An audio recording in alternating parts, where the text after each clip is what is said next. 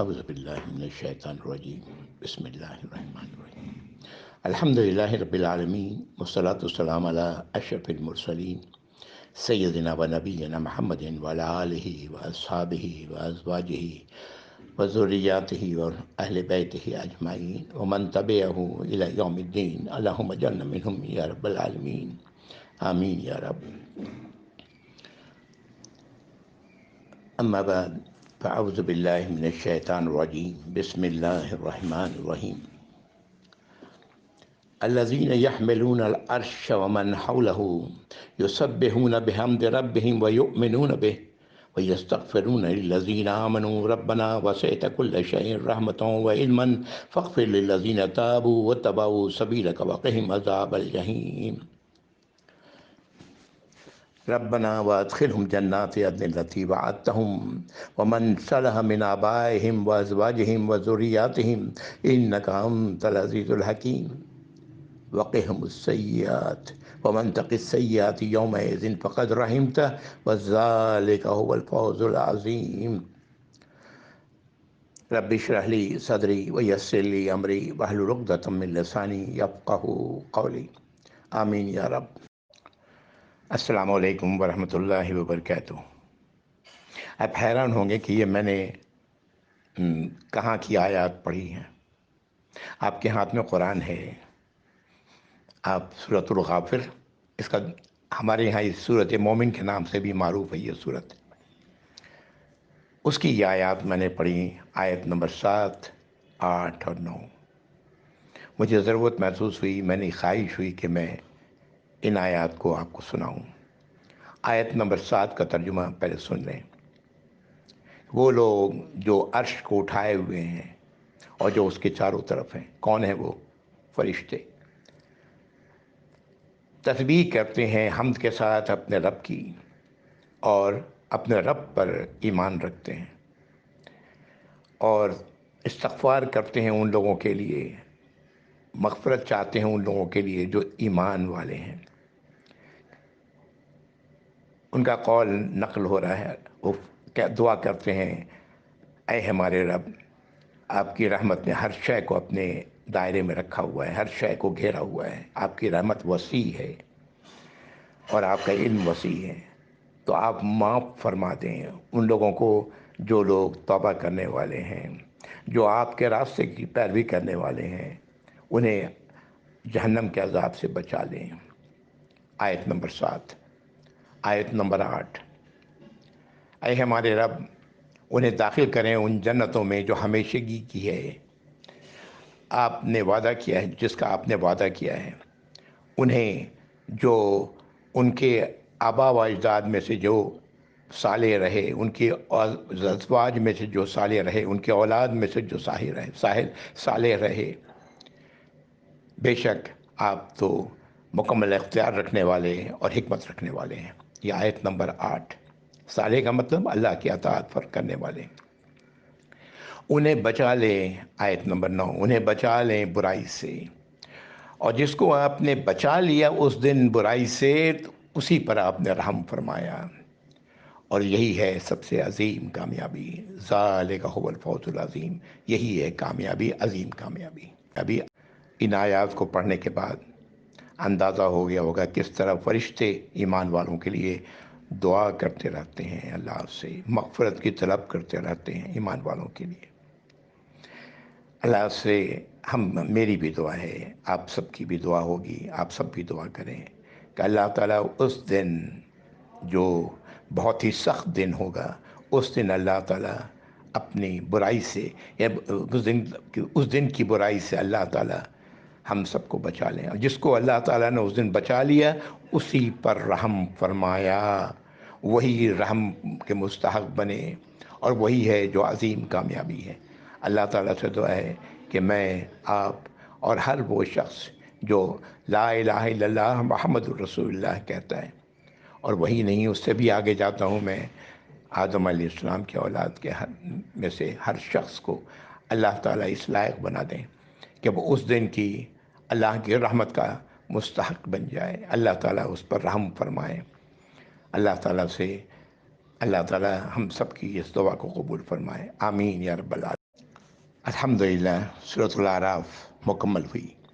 अल्लाह का बहुत शुक्र है। पिछली नशिस्त में सूरतुल आराफ की आखिरी आयत तक हम लोग पहुँचे, सजदा भी किया। कुरान का पहला सजदा तिलावत, अल्हम्दुलिल्लाह सुम्मा अल्हम्दुलिल्लाह सुम्मा अल्हम्दुलिल्लाह। अब आगे आज हम लोग इंशाअल्लाह सूरतुल अनफाल पढ़ेंगे। सूरतुल अनफाल और इसके बाद क्या में आने वाली सूरत तौबा, ये दोनों मदनी सूरतें हैं। आपको याद होगा कि जब हम लोग सूरतुल माइदा से जब हम लोग सूरतुल अनफाल में सूरतुल अनाम में दाखिल हुए थे, तो उस वक्त मैंने चंद बातें अर्ज़ की थी मदनी सूरतों के हवाले से और मक्की सूरतों के हवाले से, है ना। मैं उन बातों को दोहराता हूँ इसलिए कि ज़ाहिर है हम सबका हाफ़ज़ा इतना मजबूत तो नहीं है कि ये जो चार मदनी सूरतें हम लोगों ने पढ़ी, सूरतुल बक़रा, सूरह आल इमरान, सूरह निसा और सूरतुल माइदा, ये कुरान 600 सफ़ात के कुरान में 126 सफ़ात पर मुहित है। ये चार सूरतें, यानी 600 सफ़ात में से 126 सफ़ात इन सूरतों की हैं जो मदनी थीं और वो हम लोग पढ़ के आए हैं। उसके बाद दो सूरतें मक्की आईं, सूरतुल अनाम और आराफ। इन दो सूरतों के बाद अब जो सूरतें आ रही हैं अनफाल और तौबा, ये भी मदनी है। ये 31 सफ़ात पर मुहित है। इन दोनों सूरतों की का हुजुम 31 सफ़ात पर है मुहित ये सूरतें। और इन दो सूरतों के बाद एक तवील सिलसिला है उन सूरतों का जो मक्की हैं। ये बातें मैंने सारी उस वक्त बयान की थी। कुरान करीम में कुल 28 सूरतें हैं जो मदनी हैं और बाकी 86 सूरतें मक्की हैं। मैंने अर्ज़ किया था कि ये बड़ा आसान है याद रखना। सूरतुल बक़रा की कुल आयत 286, अगर 2 निकाल दें तो 86 बचता है। 86 सूरतें मक्की हैं। अगर पीछे से 6 निकाल दें तो 28 और 28 सूरतें मदनी हैं। 126 और 31 इन दोनों को जमा करें तो 157 बनता है, 157, है ना। उसके बाद तमाम मक्की मदनी सूरतें जितनी भी हैं उन सब के सफ़ात को जमा करें तो कुल 42 सफ़ात बनते हैं जो बाकी कुरान में आने वाले हैं। सूरत अनफाल 9वें पारे के से शुरू होती है, 10वें पारे में जाके ख़त्म होती है ना। फिर उसके बाद ज़ाहिर है वो सूरत तौबा है। कहने का मतलब ये है कि कुरान के 199 सफ़ात ही हैं जो मदनी सूरतों पर मुश्तमिल है। बाकी हिस्सा सारा मक्की है। यानी 600 सफ़ात के कुरान में 200 सफ़ात, 199 सफ़ात, चले 200 कर लें, 200 सफ़ात मदनी सूरतों से हैं और बाकी के 400 सफ़ात वो मक्की सूरतें हैं। यानी एक तिहाई कुरान मदनी सूरतों पर मुश्तमिल है, 2 तिहाई कुरान मक्की सूरतों पर है। मदनी सूरतों में मैं पहले भी जो बात अर्ज़ की थी कि माशी, ख़ानदानी और दूसरे हिदायत हैं, लेकिन मक्की सूरतों में दर हकीकत ईमान की बुनियाद है। ईमान से मुतल्लिक़ आयात हैं, दलाइल हैं, ये सब इस मदनी सूरतों में भी हैं।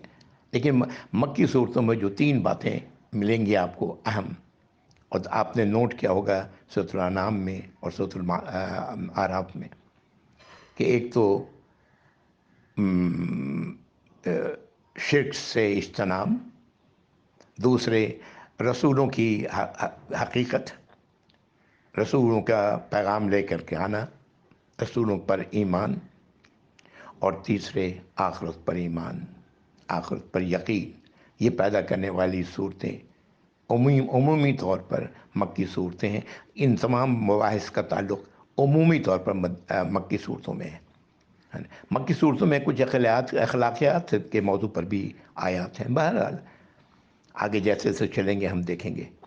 بہرحال یہ تعارف میں اس لیے کرا دینا میں نے مناسب سمجھا کہ بات ذہن سے نکل گئی ہوگی یہ بات جو میں نے پہلے عرض کی تھی. آج آگے بڑھتے ہیں، سورۃ الانفال شروع کرتے ہیں. اعوذ باللہ من الشیطان الرجیم. سورہ انفال 90 پارے سے شروع ہوتی ہے، 10ویں پارے میں جا کے ختم ہوتی ہے. کل آیات 75 ہیں. اس صورت کے بارے میں مفسرین کی مشترکہ رائے ہے، متفق ہیں اس بات پر کہ اس صورت کی آیات غزوہ بدر سے متعلق ہیں. غزوہ بدر کے مارکے سے پہلے، غزوہ بدر کے مارکے کے دوران اور غزوہ بدر کے مارکے کے بعد یہ ان کی آیات ہیں جو متصلاً جو غزوے کے بعد نازل ہوئی ہیں. ان آیات پر یہ صورت اس صورت میں وہ آیات ہیں جن کا تعلق غزوہ بدر سے ہے. جیسا کہ آپ جانتے ہیں غزوہ بدر 17 رمضان 2 ہجری مارچ 623 عیسوی کو واقع ہوا. یہ غزوہ در حقیقت بدر میں واقع ہوا، اسی لیے غزوہ بدر آپ جانتے ہیں مقام ہے مکہ اور مدینہ کے درمیان، مکہ سے قریب ہے، وہاں واقع ہوا. غزوہ اس لیے کہا گیا کہ نبی کریم صلی اللہ علیہ وسلم وہ تمام مارکے جس میں نبی کریم صلی اللہ علیہ وسلم شامل رہے ہیں وہ غزوہ کہا گیا ان مارکوں کو. بہرحال یہ غزوہ اپنے کئی لحاظ سے بڑی اہمیت کا حامل ہے. ایمان والوں کی کل تعداد 300 سے کچھ زائد تھی. 1/3 ان میں مہاجرین تھے اور باقی 2/3 تقریباً انصار تھے. جنگی نقطہ نظر سے یہ نبی کریم صلی اللہ علیہ وسلم کے ساتھ جو لوگ تھے وہ غیر مسلح کہا جا سکتا ہے، یعنی وہ جنگ کے لیے تیار نہیں تھے.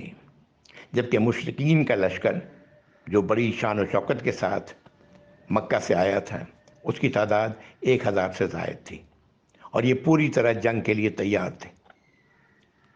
یہ صرف اللہ کی تائید اور نصرت تھی جس نے ایمان والوں کو کامیابی نصیب فرمائی. 70 مشرک مارے گئے، اتنے ہی قیدی ہوئے. باقی اپنا ساز و سامان ایمان والوں کے لیے مانع غنیمت کی شکل میں چھوڑ کر بھاگ کھڑے ہوئے. یہ لفظ انفال نفل کی جمع ہے. نفل اس چیز کو کہتے ہیں جو حق سے زائد ہو.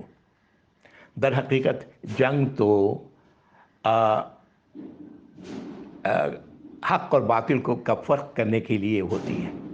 سچائی دونوں جماعتیں اپنی اپنی باتوں کو جو بھی ہوتی جب بھی جنگ ہوتا ہے تو اپنے اپنے نظریے کو ثابت کرنے کے لیے کرتے ہیں، اور اس کے بعد جو سامان مال غنیمت کی شکل میں ملتا ہے وہ اس لیے اس کو نفل کہا گیا کہ یہ مقصد سے زائد تھا. لوٹ مار کے لیے جنگ نہیں تھی بلکہ یہ جنگ کسی مقصد کے لیے تھی، اور اسی لیے اس صورت کو سورۃ الانفال کہا گیا کہ مال غنیمت کے حوالے سے، کہ مال غنیمت جو ایسی جنگ میں ملا وہ زائد تھا اس سے جو مقصد تھا جنگ کا. سورۃ الانفال. اعوذ باللہ من الشیطان الرجیم. بسم اللہ الرحمن الرحیم. یسألونک عن الانفال قل الانفال للہ والرسول فاتقوا اللہ وَأَصْلِحُوا ذَاتَ بَيْنِكُمْ وَأَطِیعُوا اللَّهَ وَرَسُولَهُ إِن كُنتُم مُّؤْمِنِینَ. آیت نمبر 1.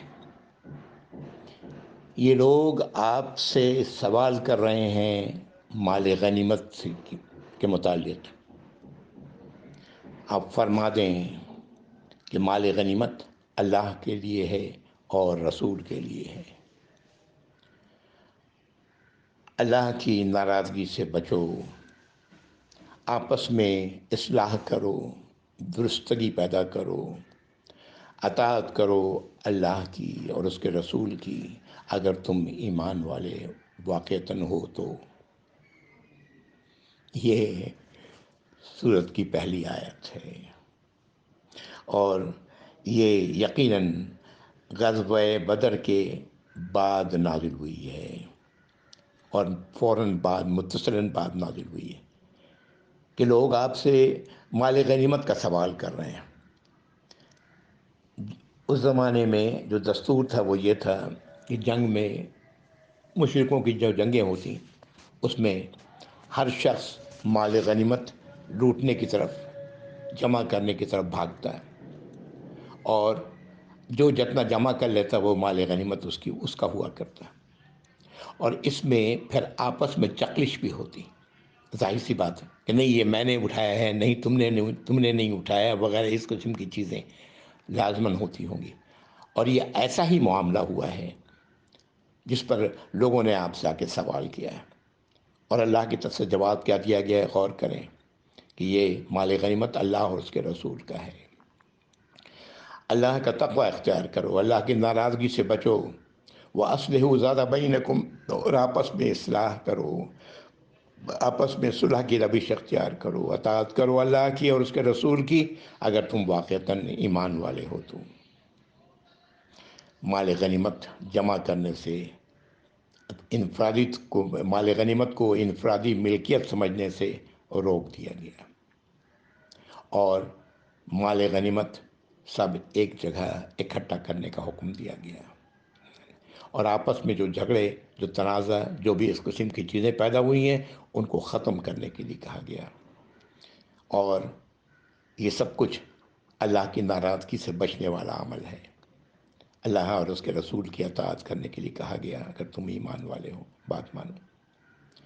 یہاں پر یہ بات بھی جان لیں کہ انبیاء اور رسول جتنے بھی آئے نبی کریم صلی اللہ علیہ وسلم سے پہلے، اور جو بھی کہیں کبھی اس قسم کا کوئی معرکہ پیش آیا تو مال غنیمت کسی کی ملکیت نہیں ہوتی، مال غنیمت کو اکٹھا کر کے اس میں آگ لگا دیا جاتا، اور آسمان سے وہ ایک آگ سی آتی جو اس کی قبولیت کا ثبوت ہوتا کہ یہ قبول اللہ نے فرما لیا۔ یہ نبی کریم صلی اللہ علیہ وسلم سے ہی یہ سلسلہ شروع ہوا کہ مال غنیمت کی تقسیم، مال غنیمت میں آگ نہیں لگایا جائے بلکہ مال غنیمت کی تقسیم کی جائے۔ ابھی آگے آئے گی آیات جس سے پتہ لگے گا۔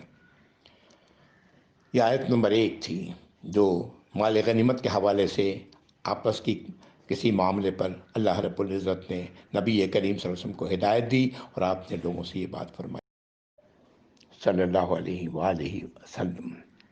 اگلی آیت، آیت نمبر 2، اعوذ باللہ انما المؤمنون الذین اذا ذکر اللہ وجلت قلوبہم وَإِذَا تُلِيَتْ عَلَيْهِمْ آيَاتُهُ زَادَتْهُمْ إِيمَانًا وَعَلَىٰ رَبِّهِمْ يَتَوَكَّلُونَ۔ وہاں کہا گیا کہ اگر تم پہلی آیت میں اگر تم ایمان والے ہو تو واقعتاً، اب یہ ایمان کی دلیل کیا ہے، ایمان کا کیسے پتہ لگے گا کہ واقعتاً ایمان والے ہیں؟ یہاں پر آیت نمبر 2 اس کا ذکر کر رہی ہے، آیت نمبر 3 میں بھی اور آیت نمبر 4 میں بھی اسی حوالے سے آیت ہے۔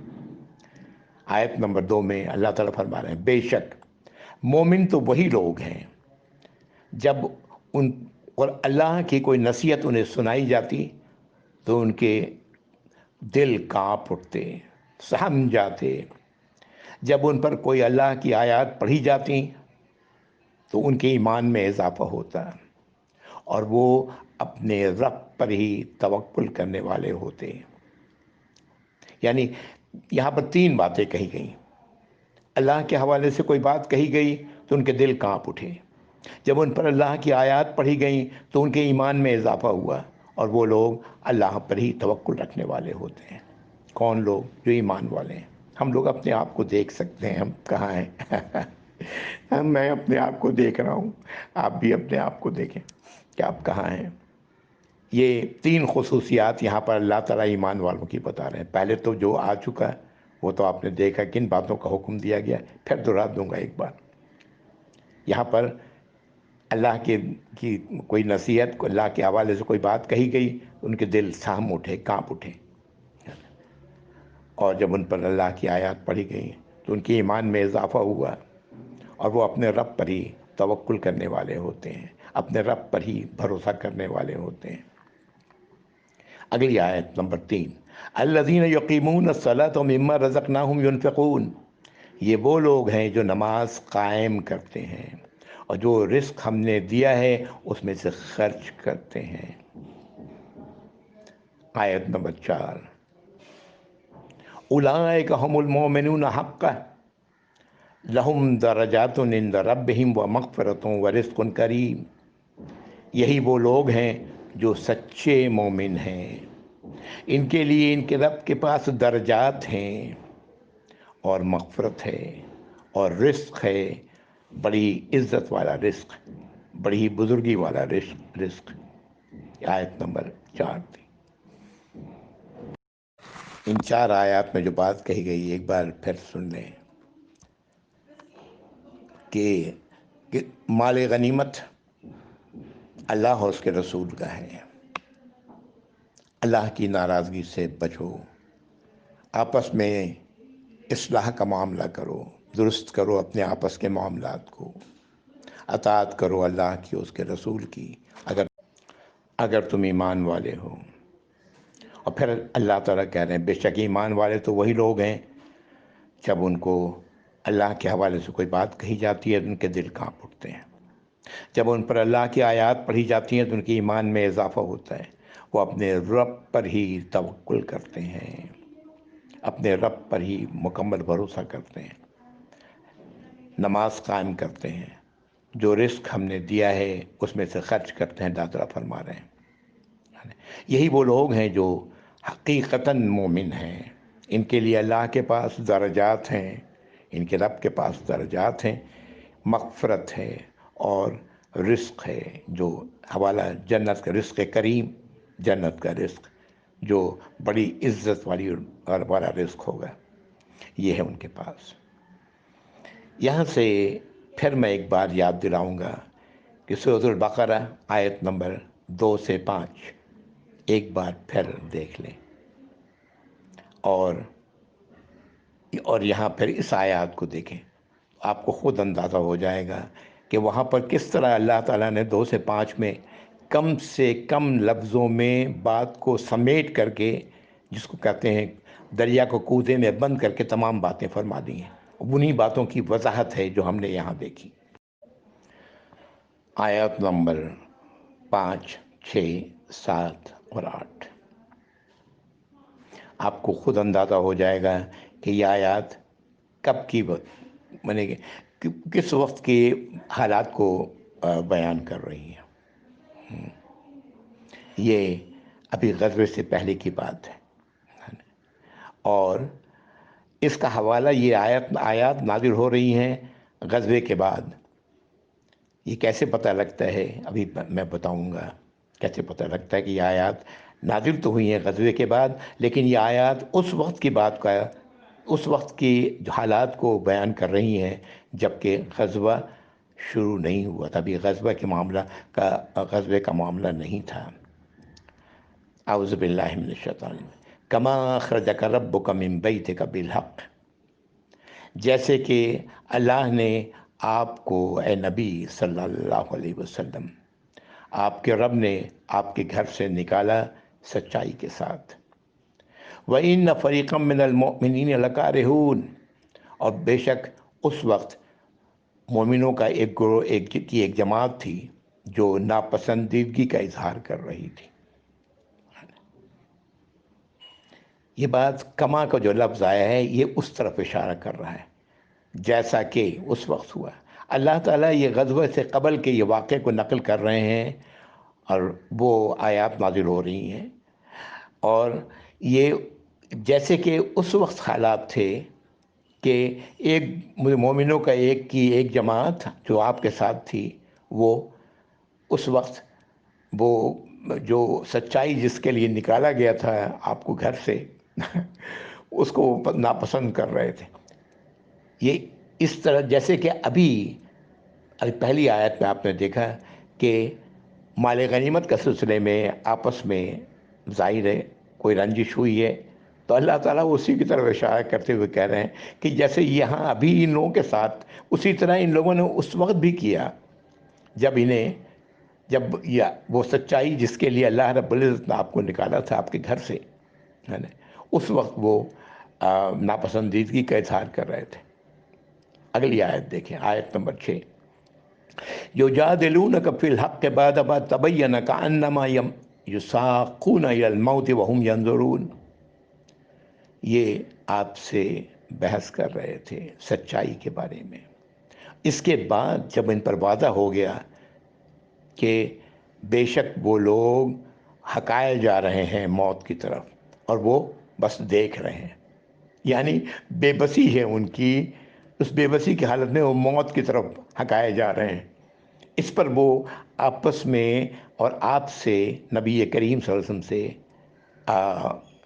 یجادلون کا، اس کے لفظ تو لفظی معنی کئی بار اس کا جھگڑا بھی کیا جاتا ہے، نہیں جھگڑا نہیں یہاں پر کہا جائے گا، بحث کم، یعنی اپنی ناپسندیدگی کا اظہار وہ کر رہے تھے۔ وَإِذْ يَعِدُكُمُ اللَّهُ إِحْدَى الطَّائِفَتَيْنِ أَنَّهَا لَكُمْ، اور جب اللہ نے ان لوگوں سے وعدہ کیا تھا کہ دو گروہوں میں سے، دو جماعتوں میں سے ایک تمہارے لیے ہے، وَتَوَدُّونَ أَنَّ غَيْرَ ذَاتِ الشَّوْكَةِ، اور تم لوگ یہ چاہ رہے تھے کہ اس جماعت کی طرف بڑھیں جس میں کانٹا بھی نہ چبھے، تکون لکم، وہ تمہارے لیے ہو وہ جماعت جس میں کانٹا بھی نہ ہو، تودون ان غیر ذات الشوکۃ تکون لکم ویرید اللہ ان یحق الحق بکلماتہ، اور اللہ کا تو ارادہ یہ تھا کہ اللہ تعالی حق کو اپنی بات سے ثابت کر دیں، ویقطع دابر الکافرین، اور کافروں کی جڑ کاٹ دیں۔ آیت نمبر 8، لیحق الحق یبطل الباطل، تاکہ حق ہو جائے اور باطل باطل ہو جائے، ولو کرہ المجرمون، چاہے کہ یہ مجرموں کو کتنا ہی برا کیوں نہ لگے۔ یہ بڑی آیات بڑی، اور یہ صحابہ کرام کے حوالے سے یہ آیات ہیں۔ ہم لوگوں میں سے صحابہ کرام یا خود نبی کریم صلی اللہ علیہ وسلم کے حوالے سے بہت سارے، اتنا غلو پیدا ہو گیا ہے، غلو جس کو کہتے ہیں، کہ کوئی بات ہم سننا نہیں چاہتے جو ان کی شان میں کوئی گستاخی تصور کی جا سکے۔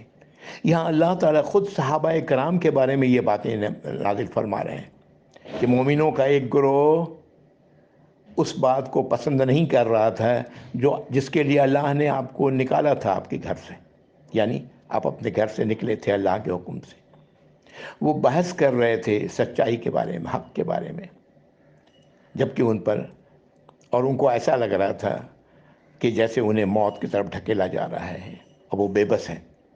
ہاں، جبکہ اللہ تعالیٰ نے ان سے وعدہ کیا تھا کہ دو گروہوں میں سے ایک گروہ تمہارے لیے، دو جماعتوں میں سے ایک جماعت تمہارے لیے، اور تم لوگوں کی خواہش یہ تھی، اشارہ صحابہ کرام کی طرف ہے کہ ہم اس طرف بڑھیں کہ جس سر کانٹا بھی نہ چبھے، یعنی جہاں خطرے کا کوئی امکان نہ ہو، ہے نا۔